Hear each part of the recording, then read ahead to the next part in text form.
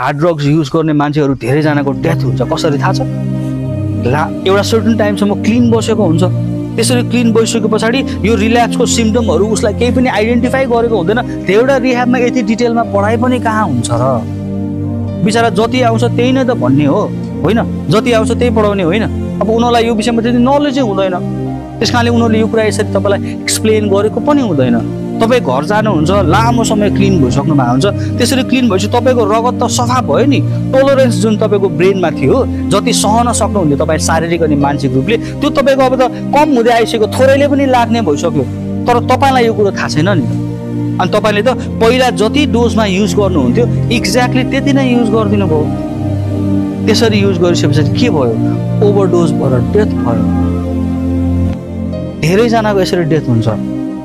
एल्कोहलहरूको केसमा कुरा गरेको होइन अरू ड्रग्सहरू युज गर्नेहरूको धेरैजनाको मृत्यु हुन्छ यसरी किनभने आफू क्लिन छु यति लामो समय अनि मेरो टोलरेन्स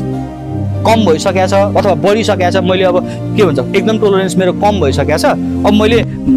थोरै खाना पनि मलाई बढी लाग्छ भन्ने कुरा त यादै हुँदैन मतलबै भएन पहिला जति तपाईँको कोटा थियो तपाईँले त्यति लिएर खाइदिनु भयो अनि तपाईँको सिधै डेथ भइदियो यो ओपियम रिलेटेड अफिम रिलेटेड हेरोइन रिलेटेड यो ड्रग्सहरू हाम्रो नेपालमा पाउने जति पनि छ नि ब्राउन सुगर होला अथवा कोडिन होला कोडिन भनेको कफ सिरप होला अथवा तपाईँको इन्जेक्ट होला यसमा तपाईँले बुझ्नु ल यो डेथ कसरी हुन्छ भनेर है तपाईँलाई निन्द्रा पातलो अनि बाक्लो हुन्छ भन्ने थाहा छ नि गहिरो निन्द्रा अथवा सामान्य निन्द्रा भन्ने डिफ्रेन्स हुन्छ थाहा छ नि तपाईँलाई यो केमिकलहरूले तपाईँलाई एक हिसाबले सुताउने नै हो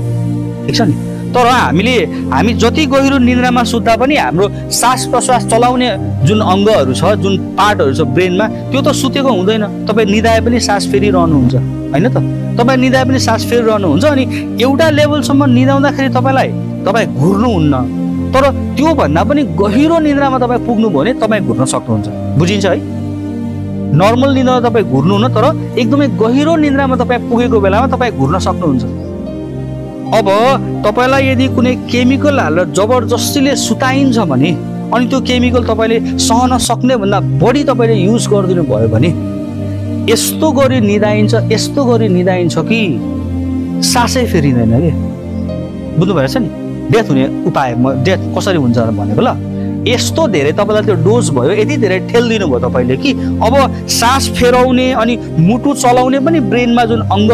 जुन पोर्सन पार्टहरू थियो नि ब्रेनको त्यो पनि निदाइदियो के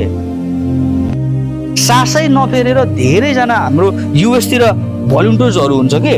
हामी जस्तो रिकभरिङहरू अनि उनीहरूसँग के नालाक्सन हो कि के भन्ने औषधि हुन्छ एउटा अनि त्यो औषधि चाहिँ अनि धेरैजना व्यक्तिहरू खाएर यसरी झुलिरहेको हुन्छन् एडीको जिन्दगानी भने जस्तै कतिजना त्यसरी झुल्ला अनुहार निलो भएर आइसकेको हुन्छ क्या बुझ्नु भएछ नि फेन्टानिल भन्ने ड्रग्स पाउँछ फेन्टानिल भनेको तपाईँको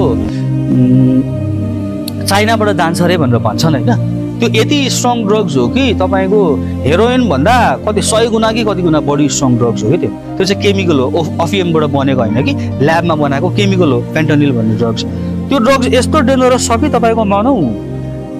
एउटा सिप आयो चाइनाबाट त्यो सिप चाइनाबाट आएपछि कुनै पोर्टमा रोकियो अमेरिकाको कुनै पोर्टमा त्यसरी सिप आज रोकियो स्नाइपर बसेको हुन्छ नि डाँडामाथि ठुलो बिल्डिङमाथि स्नाइपर बसेको हुन्छ अनि मान्छेहरू हिँडिरहेको हुन्छन् बाटोमा एउटा त्यहाँ पुक्लुक ढल्छ नि को थाहा छैन अनि सिरियलले पनि होइन तर पुक्लुक मान्छे ढल्छ नि किनभने उसले ताराबाट पाकेर हान्छ नि त नापिकन हान्छ नि त्यस्तै गरी आज सिप आउँछ नि भोलिपल्ट एउटा त्यहाँ त्यसरी मान्छे पुक्लुक मर्छ क्या हाम्रो घरमा हाम्रो समाजमा हामीले याद गरेको हुँदैनौँ तर मैले अहिले टाढाबाट यो कुराहरू सबै देख्ने भएको भएर नि यो एल्कोहल हामीले केही पनि ठुलो कुरा होइन भनेर भनिरहेको हुन्छौँ तर यो एल्कोहलले एउटा त्यहाँ पुक्लुक मान्छे मरिरहेछ क्या बुझ्नु भएछ नि एउटा बिहा त्यहाँ एउटा डिभोर्स त्यहाँ एउटा मान्छे हस्पिटलमा एउटा मान्छे मर्यो एउटालाई के भयो हुँदै आउने होइन कि तर कहाँ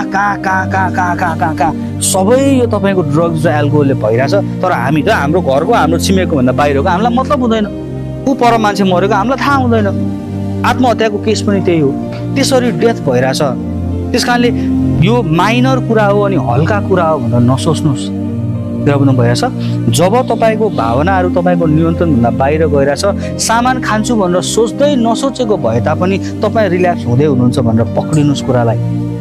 यदि यो लेभलमा यो स्टेजमा हामीले यो चिजलाई पक्रियौँ भने हामी कहिले पनि रिल्याप्स हुँदैनौँ।